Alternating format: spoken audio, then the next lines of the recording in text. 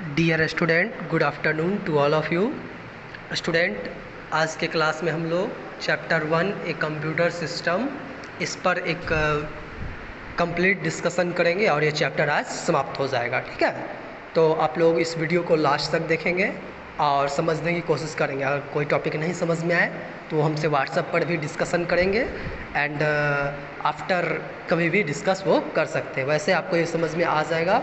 जो टॉपिक में ज़्यादा प्रॉब्लम हो तो आप उसे पॉज करके फिर दोबारा देखने की कोशिश करेंगे तो ज़्यादा अच्छा से समझ में आएगा। ठीक है, तो आज का जो टॉपिक है हमारा एक कंप्यूटर सिस्टम, तो मैं पहले कुछ पढ़ाया हूँ इसमें और बताया हूँ आपको कि कंप्यूटर जो है, पहले तो कंप्यूटर क्या है वो आप पहले पिछले क्लास में पढ़ चुके होंगे क्लास 2 में। Computer is an electronic machine. Computer एक प्रकार का इलेक्ट्रॉनिक मशीन है और जिसमें हम डाटा इंस्ट्रक्शन देते हैं और उसके अकॉर्डिंग वो हमारा रिज़ल्ट देता है। ठीक है, तो वही इंस्ट्रक्शन में हम लोग पढ़ेंगे कि पहला जो हम लोग इंस्ट्रक्शन देते हैं उसको हम लोग डिवाइस को क्या बोलते हैं, इनपुट डिवाइस, जो कि हम क्लास 2 में भी पढ़े होंगे आप लोग। कौन कौन सा डिवाइस इनपुट डिवाइस में आता है? तो mouse, keyboard, scanner, web camera, joystick, microphone, ये सब इनपुट डिवाइस है। ठीक है, क्योंकि इससे हम लोग इनपुट देते हैं कंप्यूटर में। ठीक है, डाटा डालते हैं। कैसे? तो कीबोर्ड का काम क्या है, माउस का काम क्या है, जानते होंगे आप। स्कैनर में बता दूँ तो स्कैनर के थ्रू आप किसी भी प्रकार का इमेज को कंप्यूटर में डालते हैं। ठीक है, एंड नेक्स्ट हमारा वेब कैमरा। तो वेब कैमरा से आप लोग लाइव या फिर अपने वीडियो वगैरह को रिकॉर्ड करके कंप्यूटर में डालते हैं। ओके, जॉयस्टिक का मेनली यूज़ कंप्यूटर में गेम खेलने के लिए यूज़ किया जाता है। ठीक है, एंड माइक्रोफोन्स के सहायता से हम लोग कंप्यूटर में साउंड को रिकॉर्ड करके रखते हैं। ओके, तो आपको ये समझ में आ गया होगा इनपुट डिवाइस में क्या क्या है। नेक्स्ट है हमारा आउटपुट डिवाइस। अब जब कंप्यूटर में हम लोग इनपुट देते होंगे तो उसके थ्रू कुछ आउटपुट तो हमें मिलता होगा ना। तो जब हम कीबोर्ड माउस से इनपुट डालते हैं तो हमें क्या क्या मिलता है? तो मॉनिटर के थ्रू डिस्प्ले पे हमारा क्या मिलता है? आउटपुट मिलता है। ये सिर्फ आउटपुट डिवाइस है। प्रिंटर, अगर हम कोई चीज़ प्रिंट करके बाहर निकालते हैं तो वो आउटपुट डिवाइस के फॉर्म में होता है, यानी प्रिंटर भी क्या है? आउटपुट डिवाइस है। अब सिंपल सी बात है, जब हम वीडियो ऑडियो बनाएंगे कंप्यूटर में तो कभी न कभी सुनेंगे, तो जिस डिवाइस के सहायता से हम लोग सुनेंगे वो स्पीकर होता है, उसे भी हम लोग आउटपुट डिवाइस बोलते हैं। और प्लॉटर के सहायता से हम लोग मैप वगैरह प्रिंट करते हैं। ओके, तो आपको इनपुट एंड आउटपुट डिवाइस समझ में आया होगा।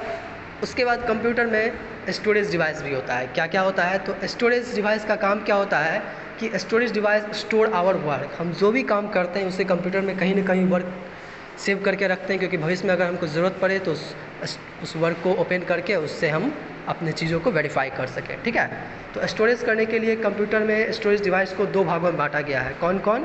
Primary storage device, secondary storage device. 2 भागों में स्टोरेज डिवाइस को बांटा गया है। कौन कौन? Primary storage device and secondary storage device. Primary storage device को फिर 2 भागों में बांटा गया है, रोम और रैम।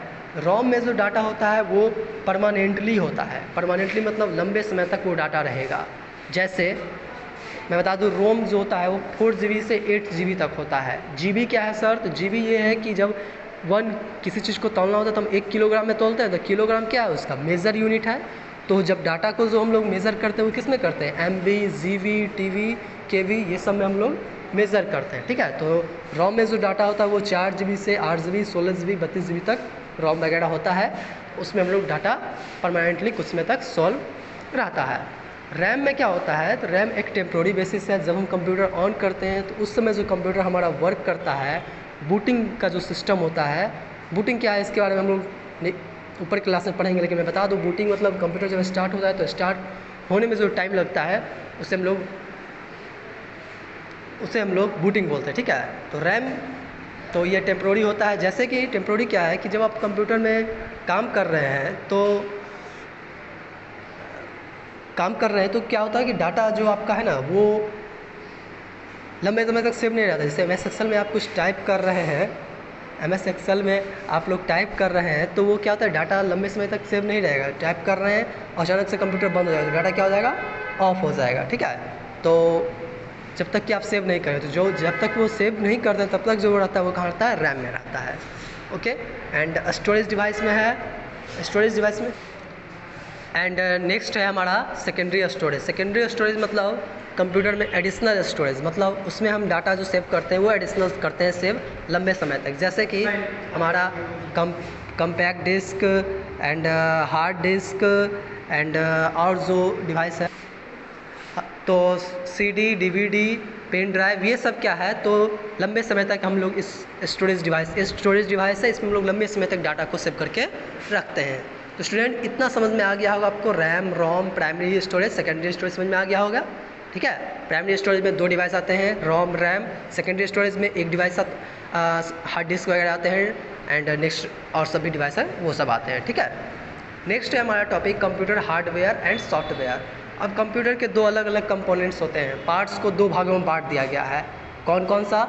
Hardware and software. पहले मैं बता दूं हार्डवेयर तो वैसा डिवाइस कंप्यूटर का जिसे हम फिज़िकली टच कर सकते हैं, महसूस कर सकते हैं, टच करके फीलिंग कर सकते हैं, वो डिवाइस क्या होता है? हमारा हार्डवेयर होता है। जैसे कंप्यूटर का कीबोर्ड, माउस, CPU, मॉनिटर, जितना भी डिवाइस जो आपको दिख रहा हो, टच कर रहे हैं, वो क्या हो गया?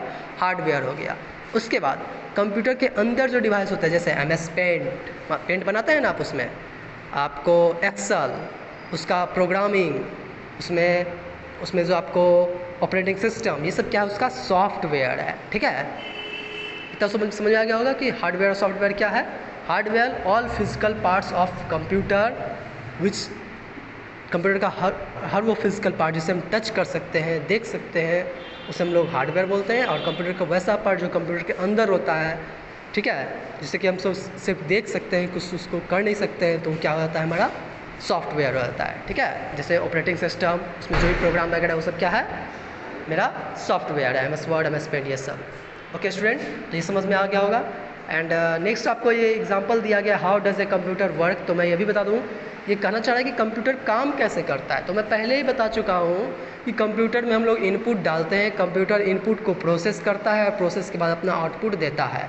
तो ऐसा ही कंप्यूटर काम करता है। इनपुट मतलब एग्जाम्पल आपको दिया गया है कि जब हम डाटा इंस्ट्रक्शन डालते हैं वो हमारा क्या हो गया? इनपुट हो गया। तो इनपुट क्या करता है? जैसे कंप्यूटर हमको जोड़ना है, ऐड 5 + 7 या 5 and 7 लिखेंगे। 5 हम क्या लिख दिए कंप्यूटर में? Add 5 and 7।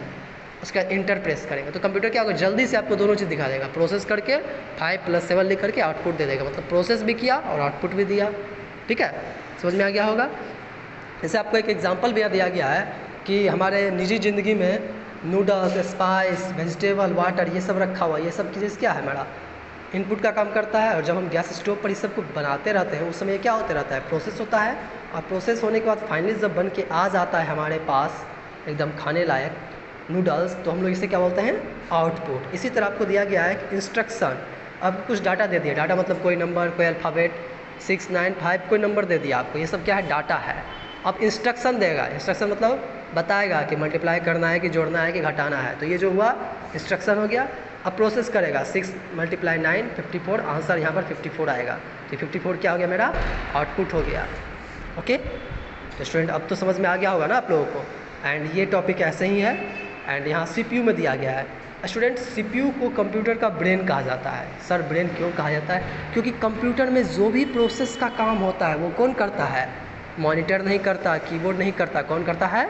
CPU करता है। मतलब उसका दिमाग क्या है? CPU। जैसे एक बात बताइए, हमारा हाथ पैर क्या? पैर सोचता है, हाथ सोचता है नहीं ना। हम जो भी चीज़ याद करते हो हमारे कहाँ पे जाता है? ब्रेन, दिमाग में, सर में अपलोड होता है। तो कंप्यूटर का भी सारा चीज़ कहाँ से प्रोसेस होता है? प्रोसेसिंग काम कौन करता है? CPU करता है। इसलिए CPU को ब्रेन ऑफ कंप्यूटर बोला जाता है। तो CPU में क्या क्या मेन पार्ट होता है? उसका 2 पार्ट होता है मेन पेन, ALU और CU। ALU मतलब arithmetic and logic unit, CU मतलब कंट्रोल यूनिट। ये 2 यूनिट, ये 2 उसका पार्ट्स है जो कि CPU के अंदर होता है, CPU में होता है, ठीक है। तो स्टूडेंट अब आपका चैप्टर समाप्त होता है।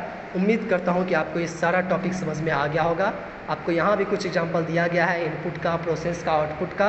आप लोग इसे ज़रूर समझेंगे कि ये सारा इनपुट डिवाइस है, ये प्रोसेस डिवाइस है एंड ये आउटपुट डिवाइस है। ओके अब हम लोग इसका टिक द फ्लोइंग पे आते हैं और मैं बता रहा हूँ, आप लोग समझेंगे, ज़रूर बन जाएगा आप लोगों से। पहला question, devices are use to feed data into computer. Data computer में जो हम डालते हैं उस डाटा को क्या बोलते हैं? Input device. किस डिवाइस से डालते हैं? Input device. Computer parts and device are called. Computer का जो पार्ट्स होता है, डिवाइस होता है, वो क्या होता है? हार्डवेयर होता है ना। कीबोर्ड माउस को टच करते हैं ना, तो वो क्या हो गया? हार्डवेयर। जिसको टच नहीं करते उसे क्या कहते हैं? सॉफ्टवेयर। इन IPO साइकिल, IPO मतलब इनपुट प्रोसेस आउटपुट, IPO में P का मतलब क्या होता है? P का मतलब क्या होता है? तो P का मतलब क्या होता है? प्रोसेसिंग होता है, ठीक है, प्रोसेसिंग में टिक लगाइए। एंड इन ऐड 12 एंड 20 में ऐड क्या है बताइए? नंबर दिया गया आपको 12, 20, 25, बोल रहा है मल्टीप्लाई कीजिए, तो मल्टीप्लाई क्या हो गया? इंस्ट्रक्शन हो गया। ऐड कीजिए, ऐड क्या हो गया? इंस्ट्रक्शन हो गया। तो यहाँ आप लोग इंस्ट्रक्शन पे टिक लगाएंगे। एंड नेक्स्ट है CPU is composed of. CPU किस में जो डिवाइस होता है, मेन पार्ट होता है, कौन कौन होता है? अरिथमेटिक लॉजिकल यूनिट और कंट्रोल यूनिट, मतलब A और B दोनों। तो कहाँ है? C नंबर हो जाएगा इसका आंसर। उसके बाद चलिए हम लोग फिल इन द ब्लैंक्स पे आते हैं। फिल इन द ब्लैंक्स समझ में आ रहा है? आप लोग ज़रूर रिप्लाई देंगे यस सर समझ में आया। फिल इन द ब्लैंक्स में है dash stores the command to boot the computer. Computer में जो बूटिंग करने के लिए जो सेव रहता है वो कहाँ रहता है? हमारा रोम। मैं पहले ही बता चुका हूँ, रोम में। Dash is the main secondary storage device of a computer. Computer का जो मेन सेकेंडरी स्टोरेज डिवाइस होता है वो क्या होता है? Pen drive. Okay, the dash is the main processing device of computer. Process device कौन होता है? CPU। Dash is the popular external storage device. Popular external मतलब बाहर। बाहर क्या हम यूज़ करते हैं? Hard disk. हार्ड डिस्क मतलब extra device, extra storage device है, ठीक है। एक्स्ट्रा स्टोरेज डिवाइस का मतलब ऐसा समझिए कि मोबाइल में मेमोरी लगाते हैं ना आप, तो मेमोरी क्या हो गया? एक्स्ट्रा स्टोरेज डिवाइस हो गया। ओके, अब physical part of computer are known as. Physical part of computer जो फिजिकली टच कर सकते हो उस कंप्यूटर डिवाइस को क्या बोलते हैं? हार्डवेयर। हार्डवेयर आप लिख लीजिए। और उसके बाद आप लोग यहाँ पे टिक लगाइएगा नेक्स्ट सही गलत में। तो सही गलत में पहला number ROM stores the data permanently. ROM में डाटा परमानेंटली होता है? यस, परमानेंटली होता है, ठीक है, सही हो जाएगा। And pen drive is located inside the system unit. Pen drive का सिस्टम के अंदर होता है? नहीं, बाहर से हम लोग यूज़ करते हैं, ये गलत हो जाएगा।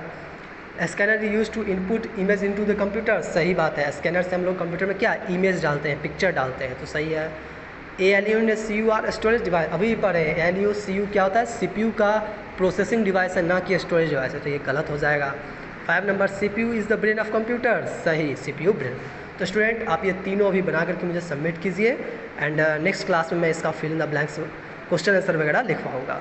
ओके, और अपना रिप्लाई ज़रूर दें कि आपको ये वीडियो कैसा लगा। Okay, thank you.